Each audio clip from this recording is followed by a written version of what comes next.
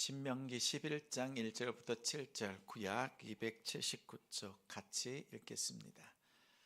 그런즉 내 하나님 여호와를 사랑하여 그가 주신 책무와 법도와 규례와 명령을 항상 지키라.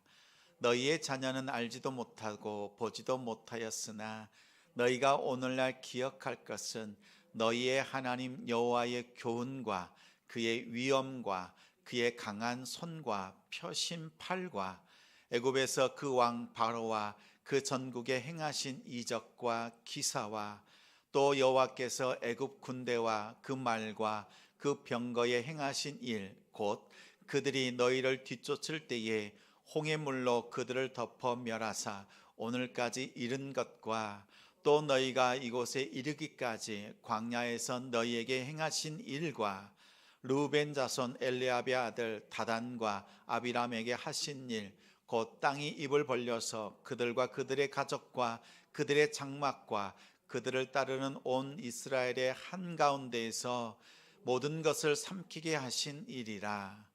너희가 여호와께서 행하신 이 모든 큰 일을 너희의 눈으로 보았느니라.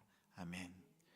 내 앞에서 하나님이 하신 일, 내 앞에서 하나님이 하신 일이라는 제목으로 말씀 전합니다. 오늘은 2024년 마지막 주일입니다. 마지막 주일에 한 해 동안 하나님께서 베풀어 주신 일이 무엇이 있는가, 또 하나님께서 어떻게 우리에게 삶으로 인도해 주셨는가 말씀을 통해서 돌아봅니다. 창세기 50장에 보면 요셉도 노년에 자신의 삶을 돌이켜 보았습니다. 그러면서 함께 있는 형제들에게 이렇게 말씀을 선포합니다. 당신들은 나를 해하려 하였으나 하나님은 그것을 선으로 바꾸사 우리 가족을 다 구원하셨습니다 라고 하셨어요. 자, 창세기 50장의 요셉의 고백입니다. 자신의 삶을 돌이켜보면서 고백하는 거지요. 이 요셉이 가나안 땅에 살다가 어떻게 애굽으로 내려가게 되었지요? 형들의 시기, 질투 때문에 그 동생 요셉을 애굽에 팔아버렸습니다. 그래서 애굽으로 내려간 거예요. 그리고 그 땅에서 어떻게 지냈어요? 종살이 했지요. 천신만고 끝에 우여곡절 속에서 그가 애굽의 총리가 되었습니다. 자, 어떻게 애굽에 내려갔는가 분명하죠. 누구 때문이에요? 형들 때문에 종살이로 팔려간 거잖아요. 어떻게 애굽에서 총리가 될 수 있었지요? 성실했습니다. 부지런했습니다. 하나님이 그와 함께 해주셨기 때문에 애굽의 총리가 될 수 있었던 거지요.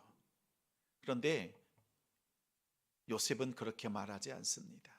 이 모든 일들을 다 진행이 되고 돌아보면서 이렇게 고백하는 거지요. 내가 형들 때문에 애굽에 온 게 아니에요. 하나님께서 나를 앞서서 먼저 애굽에 보내셔서 우리 가족을 구원하신 겁니다 라고 얘기한 거예요. 이것은 사실을 왜곡한 겁니까? 어떻습니까? 사실 겉으로는 형들에 의해서 팔려간 것처럼 보여요. 그러나 하나님께서 나를 먼저 보내셔서 7년 대기근을 피하게 하시고 우리 가족들 70명이나 되는 그 가족들을 다 구원하시는 하나님의 손길이었습니다 라고 고백한 거지요. 자신의 삶을 꿰뚫어 보는 겁니다. 자신의 삶을 돌이켜보면서 한 줄로 평가를 하는 거지요. 그 주어가 뭐예요? 내가, 이게 아니라 하나님이 나를 인도하셨다라는 거예요. 사람들은 삶의 통찰력을 얻기 위해서 고행을 합니다. 힘들게 배고픔을 당하면서 또 고행하면서 깨달음을 얻으려고 합니다.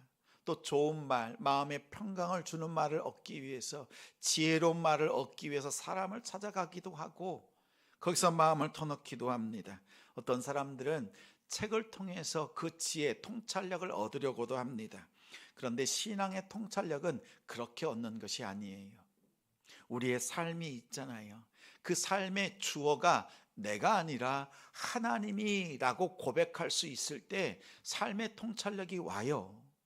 내가일 때는요, 나의 마음으로 분석하고 해석하라고 하지만 제대로 되지 않아요. 그러나 하나님이 하셨다라는 것을 고백해 낼 때, 내가 당한 일이 아니라, 내가 경험한 일이 아니라 내 앞에 하나님이 하신 일, 하나님이라고 주어를 바꿀 때, 그러한 믿음으로 우리가 한 단계 올라갈 때 내 삶을 돌아보고 통찰력 있게 바르게 해석해 낼 수가 있습니다.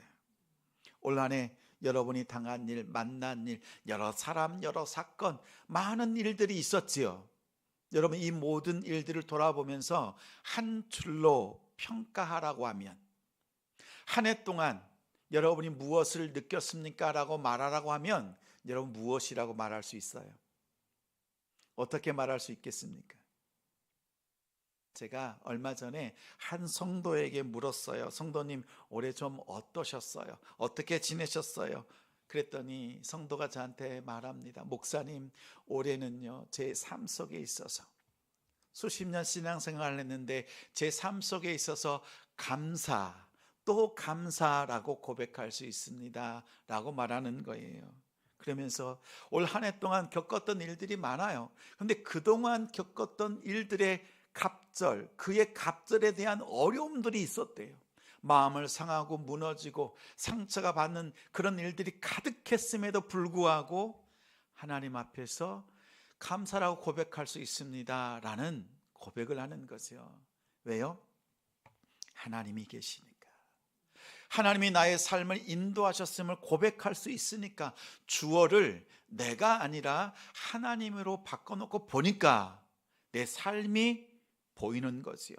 하나님이 내게 정말 원하셨던 것이 무엇이었던가, 이것이 보였던 거지요. 저도 압니다. 그 성도가 당했던 어려움과 그 문제들. 그런데 이 고백이 허투루 하는 고백이 아닌 거예요. 그냥 하나님이 하셨다라고 그냥 포장하는 그런 말이 아닌 거예요. 주어를 이렇게 바꿔서 얘기할 수 있는 이유가 있어요. 왜냐하면 이 성도의 삶 속에는요, 말씀이 있거든요. 매 시간마다 말씀 앞에 서거든요. 그리고 시간마다 기도합니다. 문제를 놓고 하나님 앞에 간절히 기도해요. 목사님이 여러분에게 부탁하는 것 두 가지밖에 없잖아요. 뭐예요? 말씀과 기도예요. 말씀과 기도.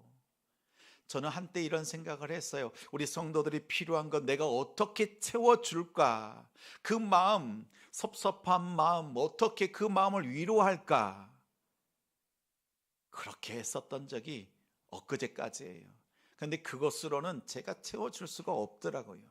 제가 채워줄 수 있는 것, 그 감정을 다스려주고 위로해주는 것이 아니라 말씀과 기도로 채워주고 말씀과 기도의 자리로 나올 수 있게 하는 것. 그러면 흔들리지 않아요. 어떠한 상황 속에서도 오히려 이 성도처럼요, 그동안 갑절에 그 고난과 어려움이 있었지만 감사로 하나님을 바라봅니다, 이렇게 고백할 수 있는 거잖아요. 여러분, 이렇게 말씀과 기도로 나아가지 않겠습니까? 내가 지금 뿌리가 연약하다라는 것은요, 말씀과 기도가 약하다는 거에 있어요. 말씀과 기도, 믿음의 교제가 없는데도 하나님이 하셨다 이 고백할 수가 없습니다. 내 안에 있는 성령이요, 그것을 깨닫게 하시고 하나님이 하셨다라고 우리는 고백할 수 있어요. 근데 만약 말씀과 기도가 없는데도 불구하고 하나님이 하셨다 이렇게 말하는 사람이 있다, 외식하는 거예요.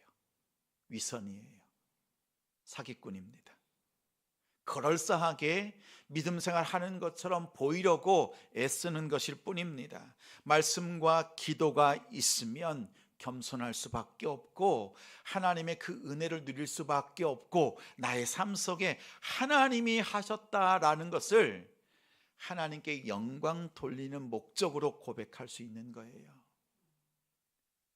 나의 영광을 위해서 내가 그럴싸한 영성 있는 사람입니다라고 말하기 위해서 하나님이를 사용하지를 않습니다. 자, 그리고 이러한 신앙의 통찰력에는 한 가지 특징이 있습니다. 이러한 하나님을 고백할 수 있는 그 사람 특징이 하나 있어요. 게으른 사람의 눈에는 그 하나님이 보이질 않습니다.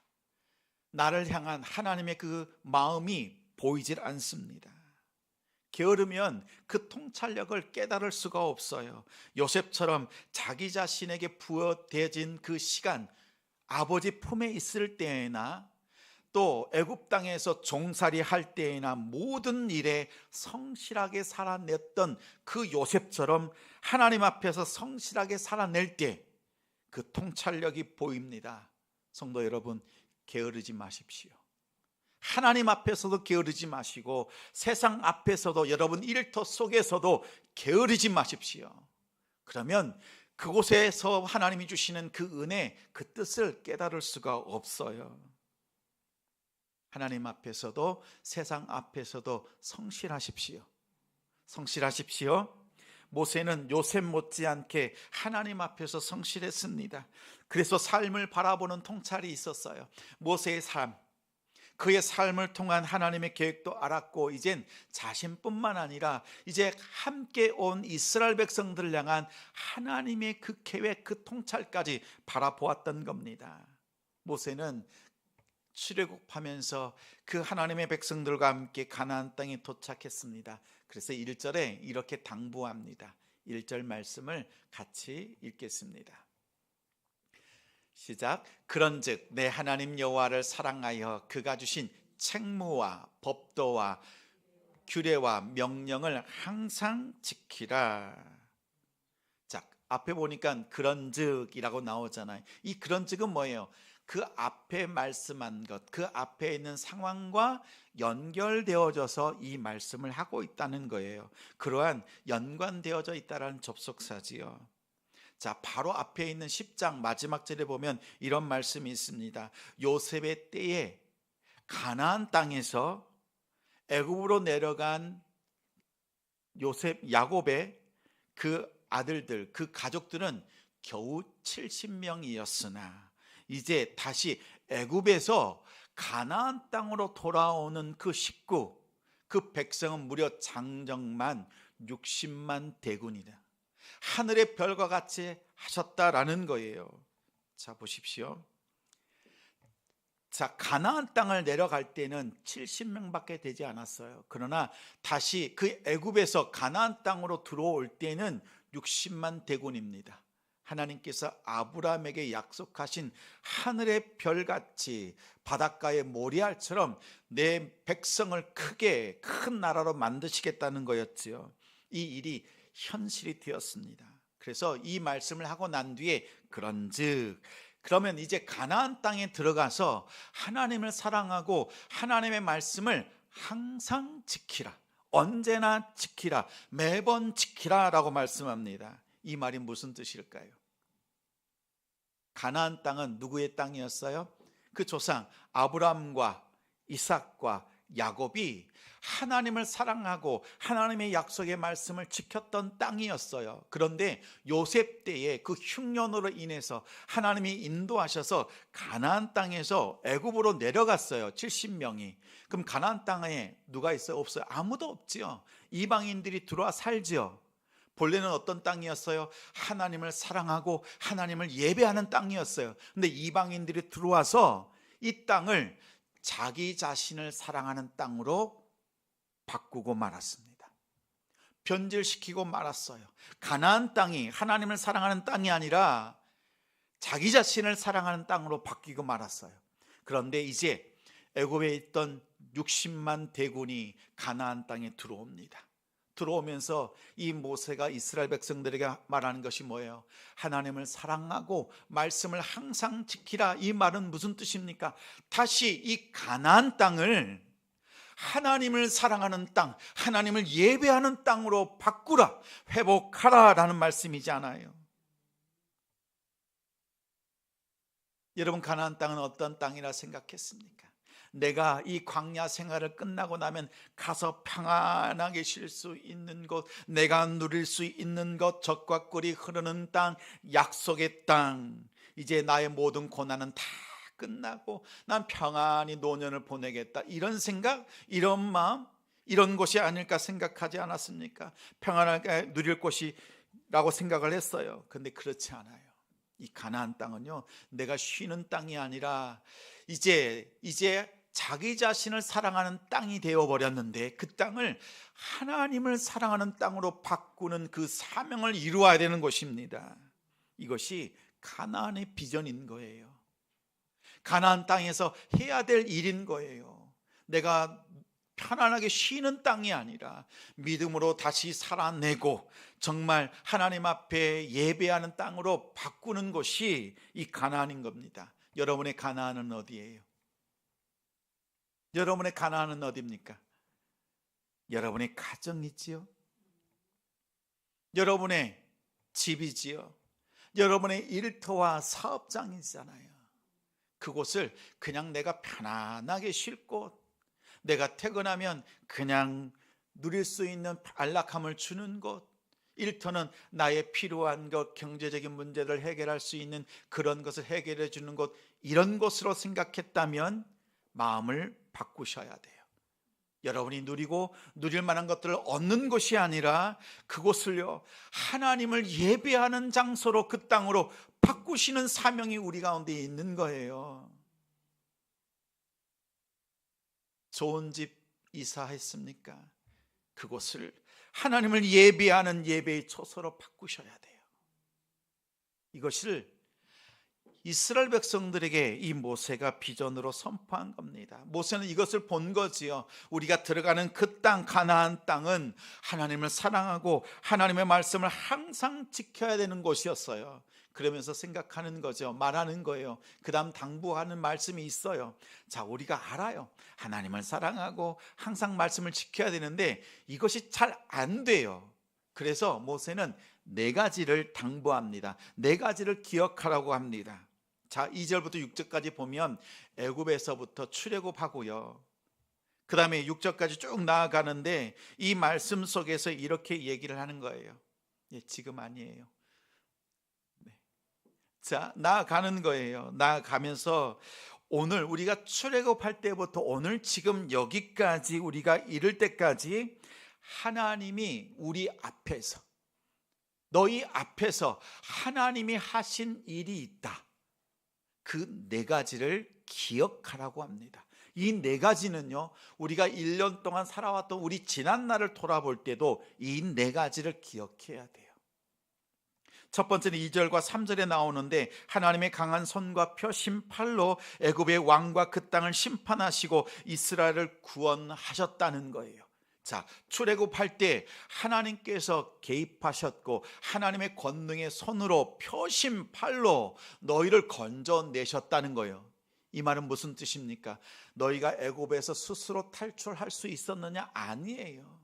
하나님의 강권적인 역사, 하나님의 개입이 아니었으면 우리는 그 땅에서 벗어날 수 없었다는 것을 기억하라는 거죠. 하나님의 주권, 하나님의 강권, 하나님의 역사가 있었다라는 거죠. 여러분, 지난 1년을 돌이켜 보십시오.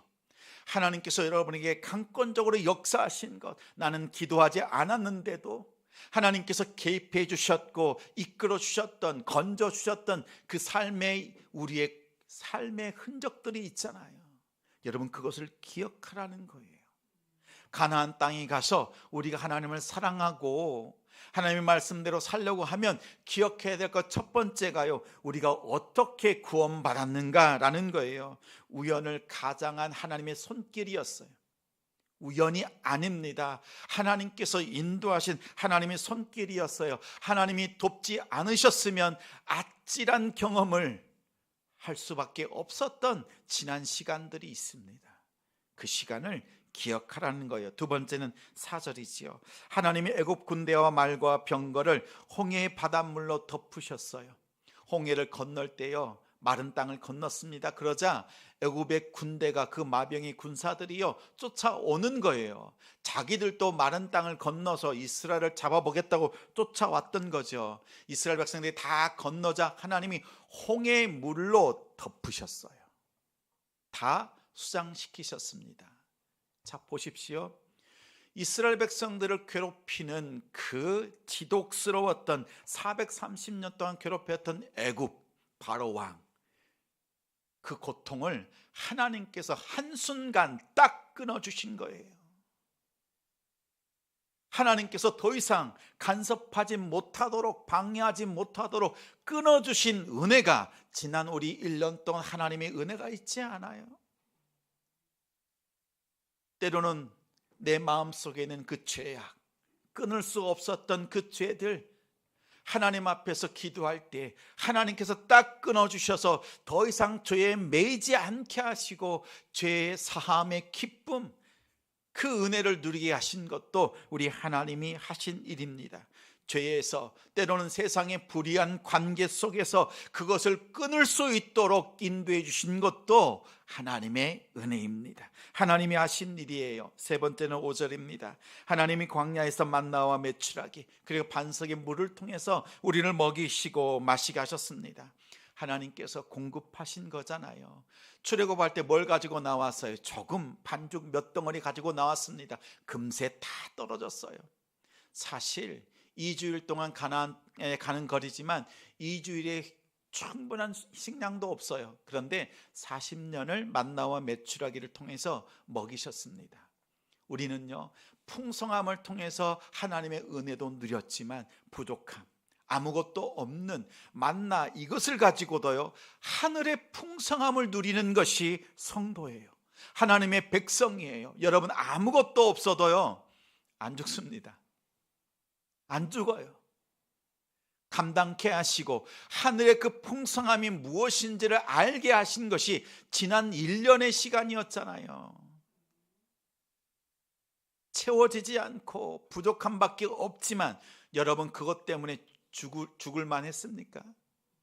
아무것도 없어도 하나님은 우리를 살려내셨고 이 자리까지 인도하신 분이세요. 이 모든 건 누가 하시는 거예요? 하나님이 하신 일, 하나님이 공급하셨다라는 거예요.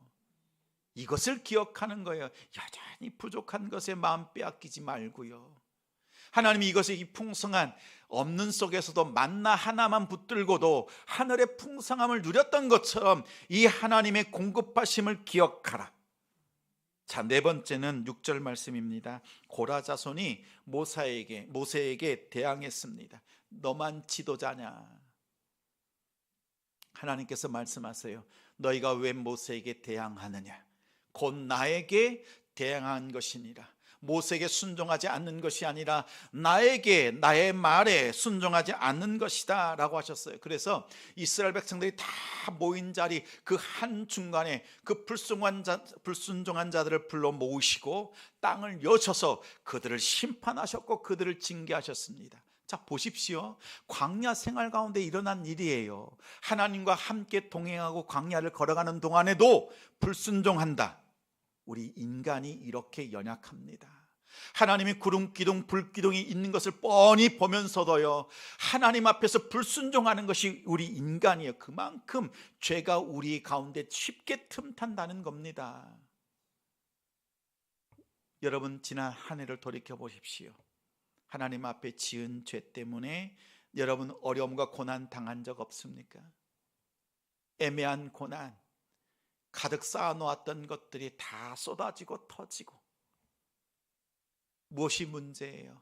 하나님의 말씀대로 살지 못했던 것, 하나님을 속였던 것, 하나님의 것을 내가 착복하고 내 것으로 마음대로 사용했던 것들, 내 시간, 물질, 관계, 하나님이 내게 주신 것을 청지기답게 사용하지 못했던 것들 아닌가요? 그런데 그렇게 사용했을 때 여러분 그게 쌓이던가요?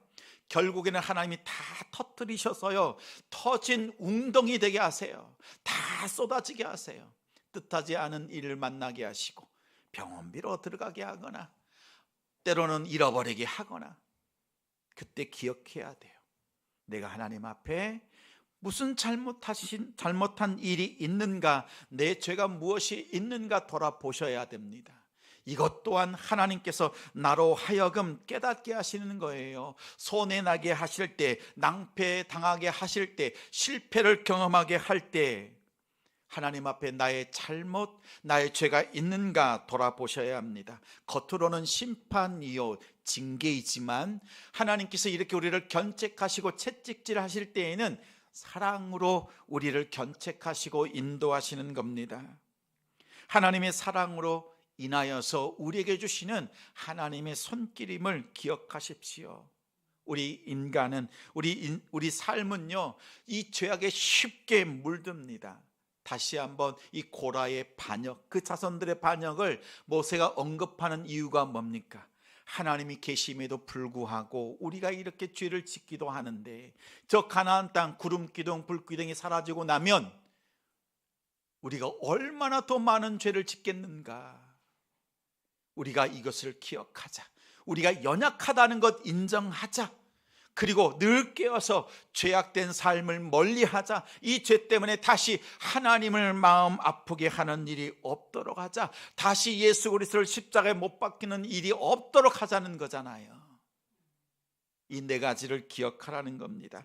가나안 땅에 들어가서 하나님을 사랑하고 말씀대로 항상 지키는 삶을 살려고 하면 이 네 가지를 기억하는 거예요. 먼저 하나님의 주권적인 계획, 하나님의 섭리가 나를 붙잡고 있다. 또 하나님께서 나를 보호하신다. 세 번째, 하나님이 공급하신다. 또 네 번째는 뭐예요? 하나님께서 나의 연약함을 아시고 그 죄에 대해서 견책하셔서 의롭고 바른 길로 인도하고 계신다. 이 네 가지를 기억하는 데 있습니다.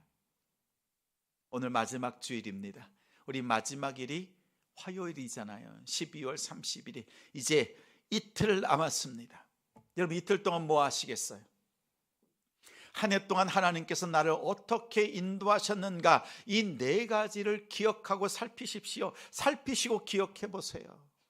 하나님께서 나를 어떻게 강권적으로 역사하셨는가, 하나님께서 나의 위협과 어려움들을 어떻게 막아주시고 끊어주셨는가, 나에게 어떻게 공급해 주셨는가, 나의 연약함을 통해서 어떻게 깨닫게 하셨는가.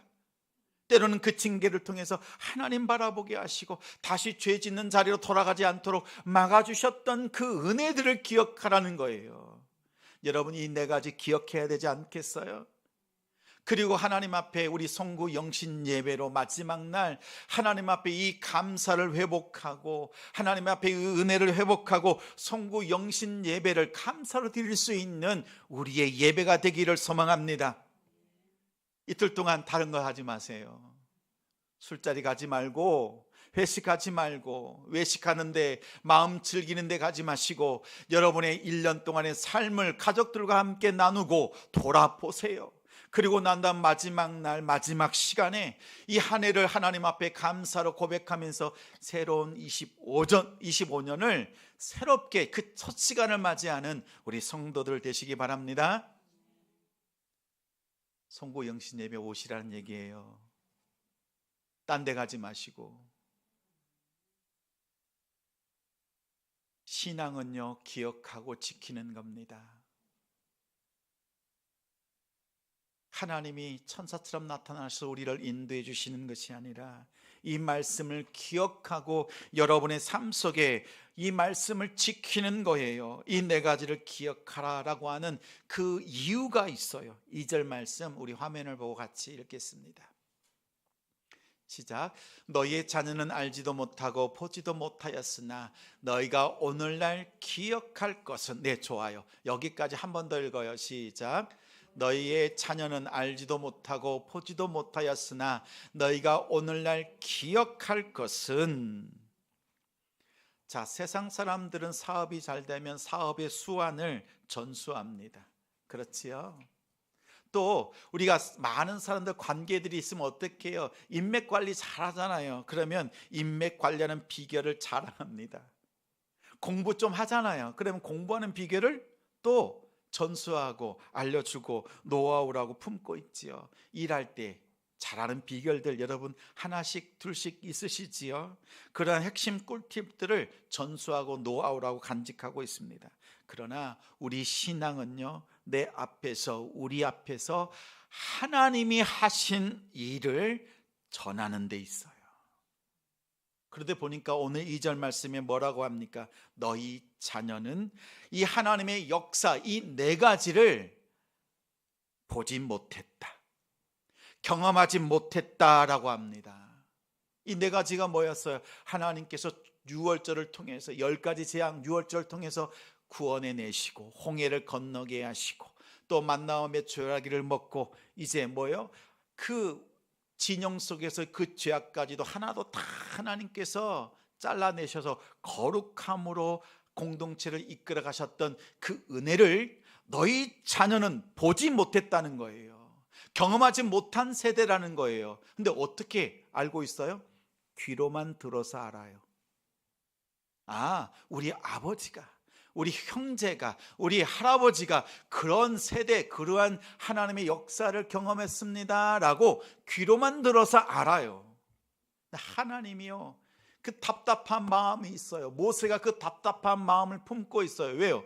그 귀로만 들은 신앙으로는 가나안 땅에서 하나님을 사랑하는 것 언감생심입니다.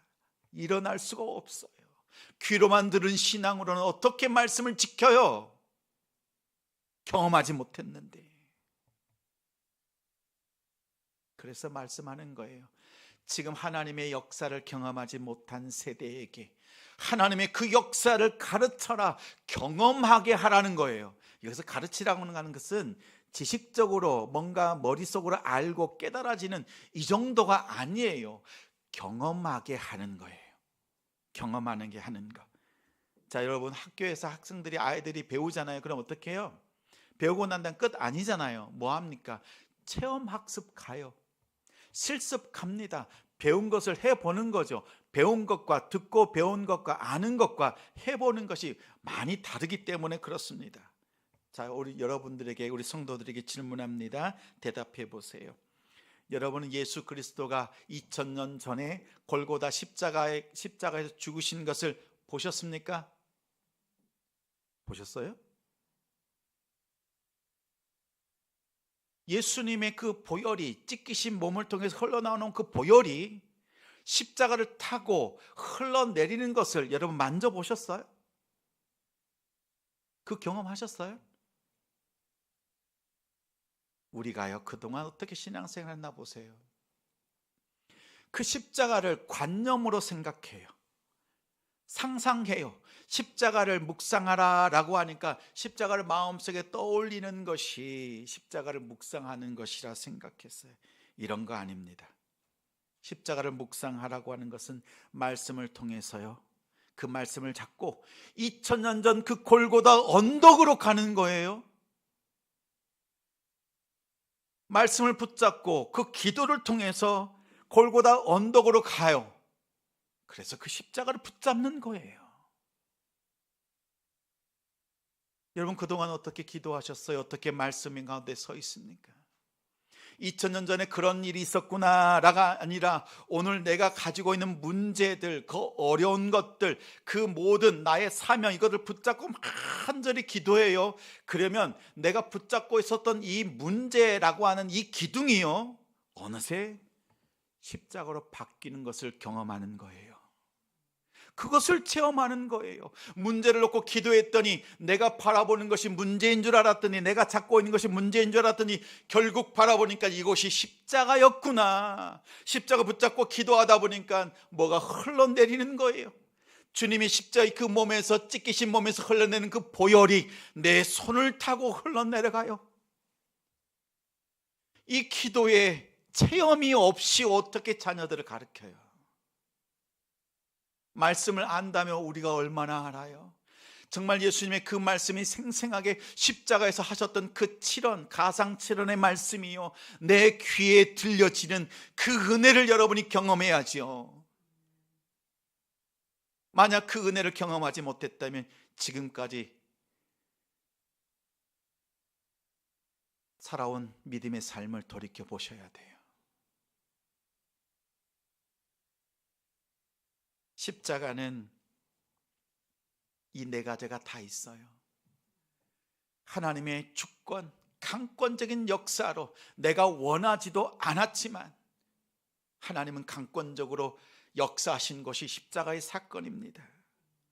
그리고 우리의 죄의 위협, 모든 세상의 위협으로부터 우리를 막아주시는 것이 십자가예요.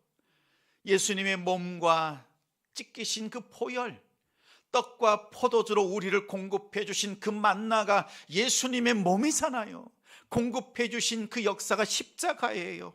우리의 죄의 연약함, 그 연약함을 새롭게 하셔서 말씀의 언약으로, 연약이 아니라 언약으로 우리를 붙잡아 주셔서 죄 사함의 기쁨, 감사를 누리게 하신 것이 십자가입니다. 그런데 십자가를 그동안 우리가 제대로 붙잡지 못했다면 돌아봐야죠. 말로만, 입술로만 우리가 십자가를 부르짖었다면 여러분 이제 다시 하셔야 돼요. 다시 붙잡으셔야 돼요. 문제를 붙잡으셔도 돼요. 그러나 여러분의 손에 그 십자가의 4가지가 느껴질 때까지 기도하고 말씀 보시고 또 말씀 보고 기도하고 주님 앞에 나아가셔야 돼요. 조금 해보고 안 되니까 포기하지 마십시오. 우리 성도들은 오늘 말씀을 기억하십시오. 이틀 동안 뭐 하시라 그랬어요? 4가지. 하나님께서 나를 주권적으로 역사하셨다. 그리고 막아주시고 보호해 주셨다. 나에게 공급해 주신 것, 나의 죄에 대해서 하나님께서 책망하시기도 하셨고 나로 하여금 다시 돌아올 수 있도록 붙잡아 주신 것, 하나님의 것, 우리가 훔친 것이 있다면 돌이키고 나의 시간, 나의 삶을 잘못 쓴 것이 있다면 이제 결단하십시오. 혹시라도 우리 성도들 가운데요, 하나님 앞에 해결되지 않은 것 있다면 이 이틀 동안에 해결하십시오. 하나님께서 여러분을 어떻게 지켜주셨는가, 이것을 기억해낼 때요 정말 하나님을 사랑하고 말씀을 항상 지킬 수 있는 자리까지 나아갈 수 있습니다. 이것을 기억하시면서 송구 영신 예배를 준비하십시오. 경건함으로, 거룩함으로 하나님 앞에 서시는 여러분들 되시기 바랍니다. 하나님께서 우리에게 말씀하십니다. 4가지를 기억하라. 1년 동안에 우리 가운데 있었던 것, 모든 것 너희가 한 것이 아니라 내 앞에서, 우리 앞에서 하나님께서 하신 일, 이것을 기억하시면서 하나님 앞에 묵상하고 십자가를 또 묵상하고 하나님 앞에 나아가시는 우리 성도들 되시기를 주님의 이름으로 축원합니다. 축원합니다.